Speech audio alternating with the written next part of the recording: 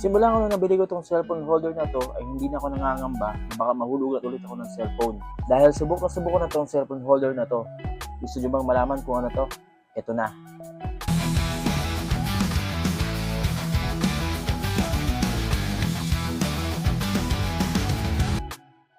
Ito lang naman yung phone holder na ginagamit ko sa araw-araw na pagmumotor ko.